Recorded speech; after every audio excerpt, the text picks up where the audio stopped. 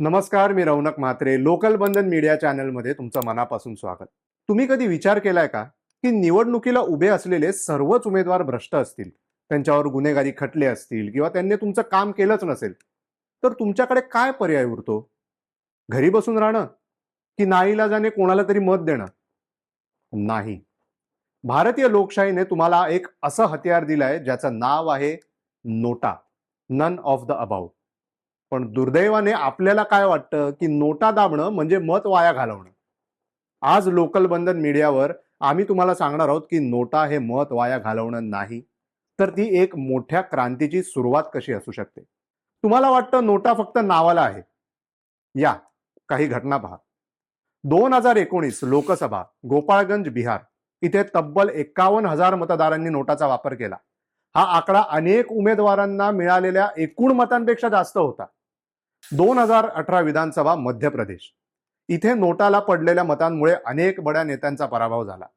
भाजप आणि काँग्रेसमध्ये असलेल्या अल्प फरकामध्ये नोटा किंगमेकर ठरला होता. लातूर 2019, लातूर ग्रामीण मतदारसंघात नोटा दुसऱ्या क्रमांकावर होता. धीरज देशमुख यांना 1,00,000हून अधिक मतं मिळाली, पण दुसऱ्या क्रमांकावर कोणताही उमेदवार नसून 27,000 मतांसह नोटा होता. आता सर्वात महत्वाची माहिती, लोकसभा आणि विधानसभेला नोटाला मेजॉरिटी मिळाली तर निवडणूक रद्द होत नाही. पण आपला महाराष्ट्र या बाबतीत देशात सर्वात पुढे आहे. 6 नोव्हेंबर 2018 रोजी महाराष्ट्र राज्य निवडणूक आयोगाने एक आदेश काढला. जर नगरपालिका, नगरपंचायत किंवा ग्रामपंचायत निवडणुकीत नोटाला मेजॉरिटी मिळाली तर तो उमेदवार विजयी मानला जाणार नाही. ती निवडणूक रद्द केली जाईल आणि तिथे पुन्हा मतदान घेतलं जाईल. असं का घडलं? महाराष्ट्रात 2016 ते 2018 दरम्यान अनेक ग्रामपंचायत आणि नगरपंचायत निवडणुकांमध्ये लोकांनी उमेदवारांना नकारून नोटाला जास्त मतं दिली होती. काही गावांमध्ये तर लोकांनी स्पष्टपणे सांगितलं होतं, हे सगळे उमेदवार आम्हाला नकोत. याचा अर्थ लोक मतदानाला जात होते, पण कोणालाही निवडायला तयार नव्हते. पण त्यावेळेचे नियम असे होते की नोटाला कितीही मतं मिळाली तरीही कमी मतं असलेला उमेदवार निवडून यायचा. यामुळे लोकांचा संताप वाढत होता. जनतेने नकार दिला असताना सुद्धा सत्ता त्याच व्यक्तीकडे जात होती. त्यामुळे लोकांना वाटायला लागलं की आपला आवाज ऐकला जात नाही. ही परिस्थिती पाहून महाराष्ट्र राज्य निवडणूक आयोगाने ठरवलं की लोकशाही म्हणजे फक्त मत मोजणं नाही, तर लोकांचा संदेश समजून घेणं आहे. म्हणूनच 6 नोव्हेंबर 2018 रोजी आयोगाने निर्णय घेतला. जर स्थानिक निवडणुकीत नोटाला सगळ्यात जास्त मतं मिळाली तर ती निवडणूक रद्द केली जाईल आणि पुन्हा मतदान घेतलं जाईल. यामुळे नोटा फक्त नकाराचं बटन न राहता लोकांचा खरा व्हॉइस बनला. नोटा म्हणजे राजकीय नेत्यांनी आपल्यावर केलेले उपकार नाही, तर हा मतदारांनी कोर्टाच्या माध्यमातून मिळवलेला अधिकार आहे. 2013 पूर्वी भारतात नन ऑफ द अबाव असा कोणताही ऑप्शन नव्हता. 2013 पर्यंत जर तुम्हाला निवडणुकीतील कोणताही उमेदवार आवडला नसेल तर तुम्हाला मतदान केंद्रावर जाऊन मला मतदान करायचं नाही असे लेखी लिहून द्यावे लागत असे. पण त्यामुळे तुमची ओळख उघड व्हायची आणि गुप्त मतदानाचा अधिकार धोक्यात यायचा. याच अन्यायाविरोधात PUCL, People's Union for Civil Liberties या नागरी हक्क संस्थेने 2011 ते 2012 दरम्यान सर्वोच्च न्यायालयात याचिका दाखल केली. PUCLचा प्रश्न साधा होता. जर मला मत देण्याचा अधिकार आहे तर मला मत नाकारण्याचा अधिकार का नाही? आणि नकार दिला तरी तो कॉन्फिडेन्शियल का नसावा? PUCLच्या न्यायालयातील मुख्य युक्तिवाद, PUCL या संस्थेने न्यायालयात 2 अत्यंत महत्वाचे मुद्दे मांडले. संविधानाच्या कलम 19(1)A नुसार प्रत्येक भारतीयाला बोलण्याचे आणि अभिव्यक्तीचे स्वातंत्र्य आहे.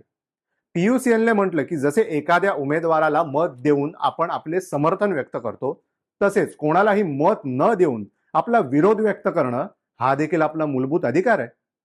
मतदाराने कोणाला मत दिले किंवा कोणाला नाकारले हे गुपित राहणं लोकशाहीसाठी अनिवार्य आहे. जुन्या नियमांमुळे मत नाकारणाऱ्या मतदाराची माहिती उघड होत होती, ज्यामुळे त्याला नंतर त्रास होऊ शकला असता.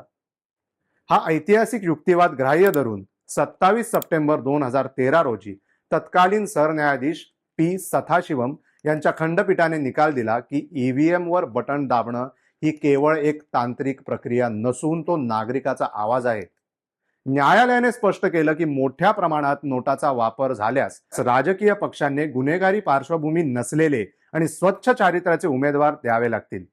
या निकालानेच भारतीय लोकशाहीत मतदाराची गोपनीयता जपली आणि त्याला खऱ्या अर्थाने नकारण्याचा अधिकार, राईट टू रिजेक्ट, बहाल केला. ज्यामुळे आज आपण कोणाच्याही दबावाशिवाय आपली नाराजी एका बटनाद्वारे अधिकृतपणे नोंदवू शकतो. सर्वोच्च न्यायालयाने स्पष्ट शब्दात सांगितलं की मतदाराला नकार देण्याचा अधिकार असायला हवा आणि तो गुप्तपणे व्यक्त करता आला पाहिजे.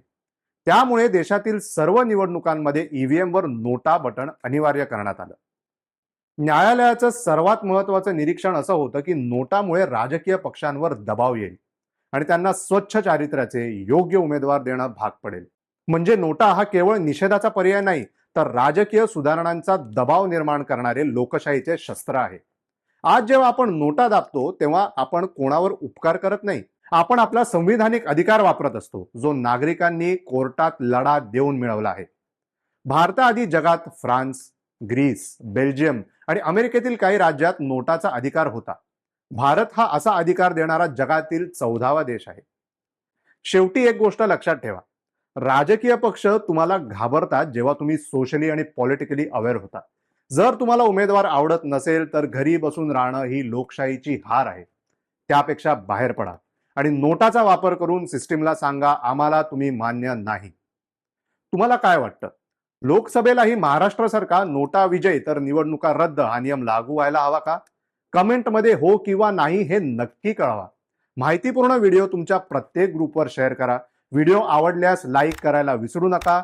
लोकशाही वाचवण्यासाठी जागरूक व्हा. पाहत रहा लोकल बंधन मीडिया चॅनल आणि आमच्या चॅनलला सबस्क्राईब करायला विसरू नका.